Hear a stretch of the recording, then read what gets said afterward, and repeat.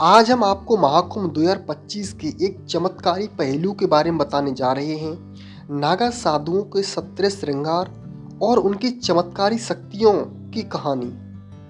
यह कहानी बहुत ही रोमांचक और रहस्यमयी है, इसलिए वीडियो को अंत तक जरूर देखिएगा। अगर आपने स्किप कर दी तो आपका कुछ भी पल्ले नहीं पड़ेगा। तो बात करते हैं नागा बाबा, जो यानी नागा साधुओं के जीवन के। नागा साधु, जिनका नाम सुनते ही हमें एक शक्तिशाली और रहस्यमय छवि आती है, जैसे कि वी नो दैट, जैसे नागा बाबू जो कि इस दुनिया से पूर्णतः डिफरेंट होते हैं। वो आध्यात्मिक की ओर रुख करते हैं। उन्होंने अपना सांसारिक मोह सब कुछ त्याग दिया होता है। ये महाकुंभ में ही नहीं बल्कि पूरे भारत में एक अलग स्थान रखते हैं। ये साधु आपको दुनिया से अलग दिखेंगे, सिर्फ आध्यात्मिक उन्नति और तपस्या में लगे रहते हैं। ये इनका मोह माया से कोई लेना देना नहीं है। इनका जीवन किसी रहस्य से कम नहीं है। लेकिन क्या आप जानते हैं कि इन साधुओं का योग जीवन, उनकी शक्ति सिर्फ उनकी साधना से नहीं बल्कि उनके खास श्रृंगार से भी आती है। तो बात करते हैं, नागा साधु अपनी विशेष परंपराओं और अजीबोगरीब श्रृंगार के लिए प्रसिद्ध हैं। उनका जीवन केवल आध्यात्मिक नहीं होता बल्कि जीवन उनके गहरे छिपे हुए पहलुओं का भी सामने आता है।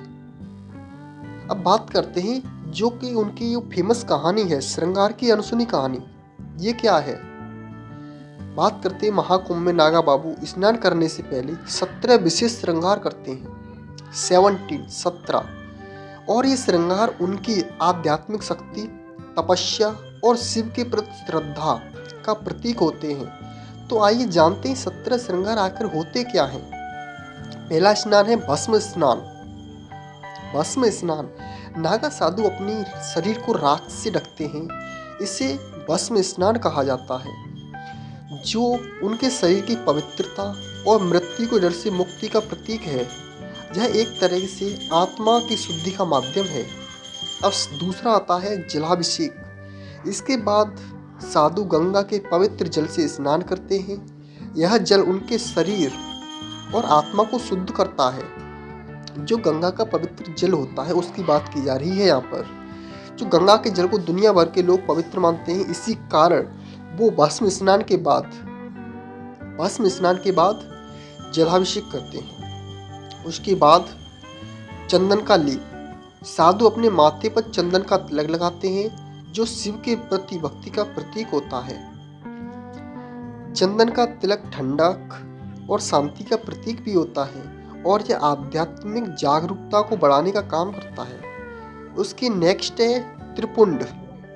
त्रिपुंड, साधु अपने माथे पर त्रिपुंड बनाते हैं, जो ब्रह्मा, शिव और विष्णु का प्रतीक होता है, जिसे बोलते हैं ब्रह्मा, विष्णु और महेश। इसे तात्विक रूप से आध्यात्मिक उन्नति और जीवन के 3 महत्वपूर्ण पहलुओं के प्रतीक के रूप में लिया जाता है। जुकाम हो गया बहुत तेज। उसके बाद रुद्राक्ष माला। रुद्राक्ष की माला पहनना भी एक बहुत महत्वपूर्ण श्रृंगार है। यह माला साधु की आध्यात्मिक शक्ति को बढ़ाती है और उसे भगवान शिव के करीब लाती है। उसके बाद नेक्स्ट है धूनी रमा। धूनी रमा, आग जलाकर उसके चारों ओर ध्यान करना भी एक अनिवार्य प्रक्रिया है। यह साधु की तपस्या और ध्यान का प्रतीक है। गहरे दांतों का चांदी या सोने की परत। यहाँ पर इन साधुओं के 17 श्रृंगार पूरे होते हैं और इनका आध्यात्मिक महत्व तो बहुत गहरा है। चमत्कारी शक्तियों की कहानी तो मोस्टली लोग नहीं जानते होंगे, मैं बताता हूँ आपको। नागा साधु केवल अपने श्रृंगार के लिए प्रसिद्ध नहीं है बल्कि अपनी चमत्कारी शक्तियों के लिए इन्हें जाना जाता है। कहते हैं कि नागा साधुओं के पास विशेष शक्तियाँ होती हैं जो दूसरों के लिए सिर्फ कल्पनाएं होती हैं। जैसे सपोज दैट उनके पास कुछ डिफरेंट पावर होती है जो हमारे पास नहीं होती। वो क्या है? अग्नि पर नियंत्रण। जो फायर होती है वो उनको कंट्रोल करते हैं। कुछ नागा साधु बिना किसी नुकसान के आग में हाथ डालने, जलती हुई राख पर चलने का दावा करते हैं। यह शक्ति उनकी अड़िंग साधना और तपस्या का परिणाम होती है। नेक्स्ट है जल पर नियंत्रण। कई नागा साधु पानी में घंटों तक बिना सांस लिए डूबे रहते हैं। इसकी वीडियो शायद आपने यूट्यूब पर देखी होगी, जो मैंने भी जो महाकुंभ की है मैंने भी देखी थी। यह उनकी मानसिक और शारीरिक नियंत्रण को शक्ति को दर्शाता है, ये कि उनका माइंड कितना पावरफुल है। उसके बाद है वायु पर नियंत्रण। कुछ साधु हवा में उड़ने का भी दावा करते हैं। यह शक्ति ध्यान और तपस्या के दौरान विकसित होती है। अब उस नेक्स्ट है भविष्य का ज्ञान। भविष्य का ज्ञान तो मोस्टली हर लोगों को पता होगा कि नागा बाबा, नागा साधु जिन्हें बोलते हैं, उनके पास भविष्य को बताने की एक अलग ही विचित्र शक्ति होती है। नागा साधु भविष्य को देखने की क्षमता भी रखते हैं। वे अपने मानसिक शक्ति के द्वारा भविष्य के बारे में भविष्यवाणी करते हैं।